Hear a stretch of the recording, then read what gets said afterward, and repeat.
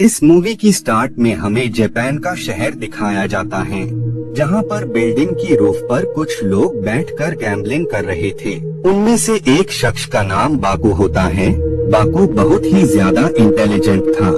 उसने कई सारे लोगों को पहले भी इस गेम में मात दी होती है। अब जहां पर वो लोग गेम खेल रहे होते हैं, वो प्लेस असल में एक क्लब होती है। उस गेम में बाकू अपने अपोनेंट से ये शर्त लगाता है कि अगर वो इस गेम में हार गया तो वो खुद को ही खत्म कर लेगा। वो गेम इतना ज्यादा पावरफुल था कि उस गेम में पावरफुल लोगों को भी चैलेंज किया जा सकता था। खैर, गेम स्टार्ट हो जाता है। बाकू उस गेम में सारे पैंतरे आजमाने लगता है, लेकिन इसके बावजूद भी वो अपने अपोनेंट से हार जाता है और शर्त के मुताबिक रेफरी बाकू को जान से मारने वाला होता है।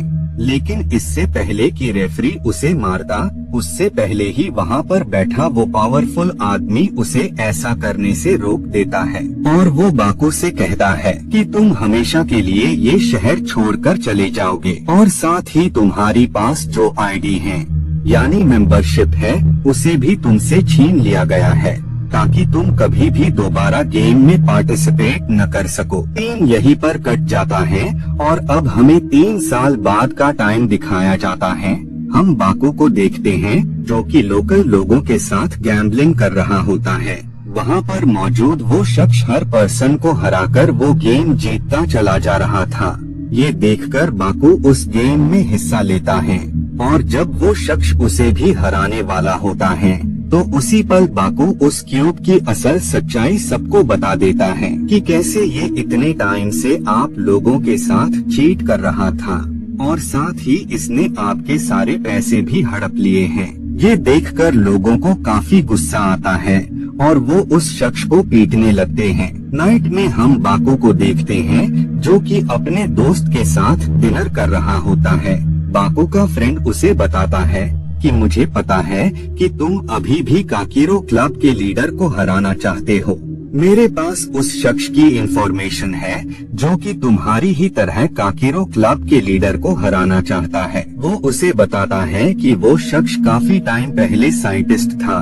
एक दिन वहाँ पर काफी तेज धमाका हुआ जिसमें उसके सभी साथी मारे गए, इसलिए वो गैम्बलिंग की दुनिया में आया ताकि वो गेम में हिस्सा लेकर सबसे हाई लेवल के शख्स को हराकर वो मुकाम हासिल करे, जिसकी वजह से पूरी दुनिया में उसका नाम हो। पूरी दुनिया उसे सबसे बेहतरीन गैम्बलर के रूप में याद रखे। ये सारी बातें सुनकर बाकू वापस से टोक्यो लौट आता है और वो अब डिसाइड करता है कि वो काकीरो क्लब के शख्स को वापस से गेम में चैलेंज करेगा और वो उसे हराकर अपनी शोहरत, अपनी दौलत वापस से हासिल करेगा। इधर हम उस शख्स को देखते हैं जो कि पहले साइंटिस्ट था, लेकिन बाद में वो गैम्बलर बन गया होता है।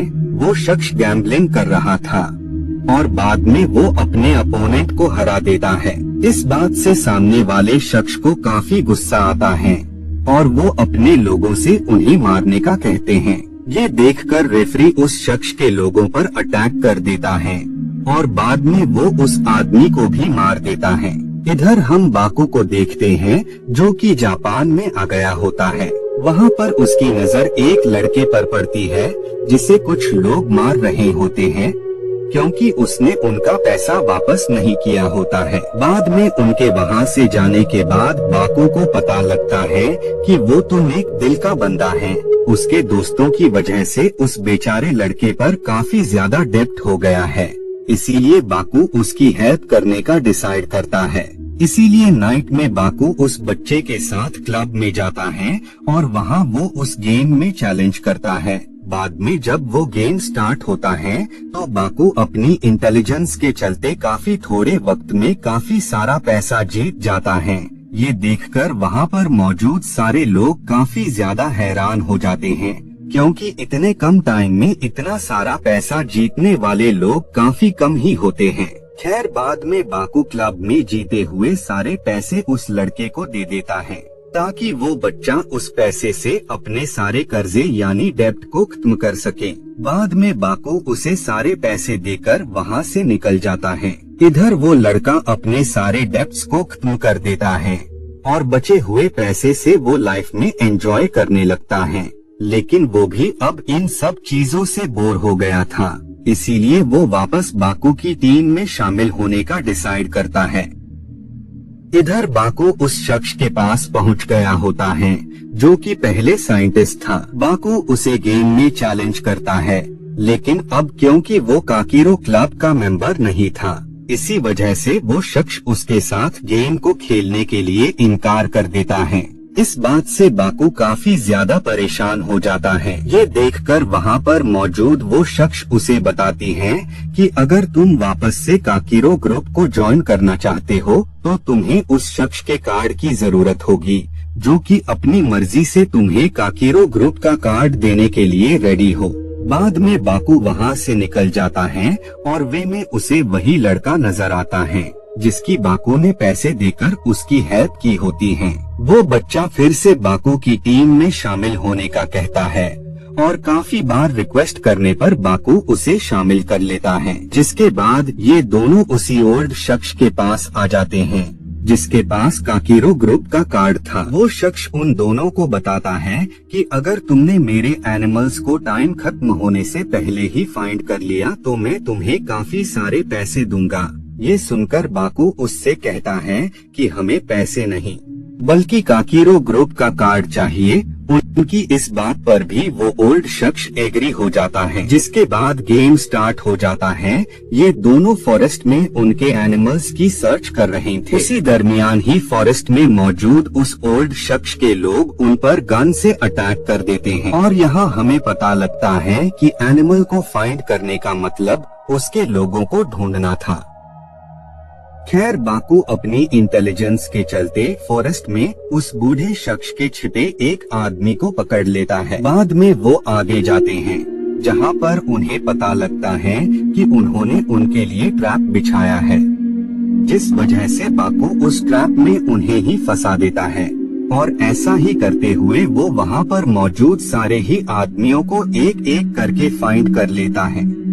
इस बात से उस ओल्ड मैन को काफी गुस्सा आता है, इसीलिए वो अपना सबसे पावरफुल आदमी भेजता है।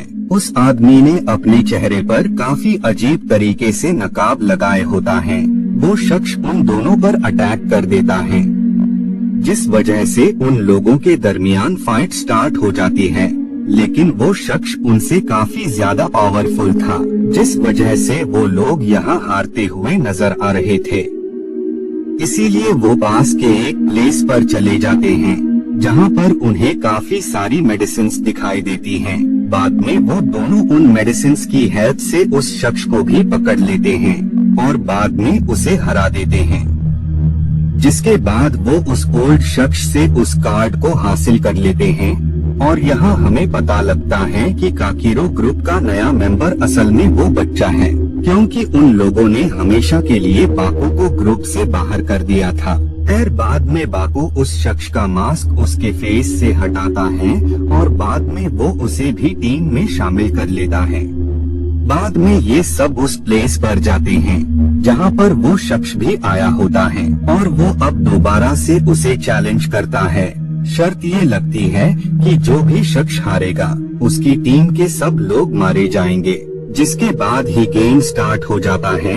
बाकू पहले तो बुरी तरह गेम में हारता हुआ नजर आ रहा था, क्योंकि वो उस शख्स की चाल, उसकी मूव को समझ ही नहीं पा रहा था। बाद में उसे पता लगता है कि वो लोग जो कि कैमरा से इस गेम पर नजर रख रहे हैं, वो ही लोग असल में उसकी हेल्प कर रहे हैं, क्योंकि वो शख्स असल में ब्लाइंड यानी अंधा था। जानने के बाद बाकू बड़ी ही आसानी से अपने सारे दांव खेलकर उसे हरा देता है। अब शर्त के मुताबिक वो और उसकी पार्टनर को मौत की सजा दी जाती है और इसी के साथ ये मूवी यहीं पर एंड हो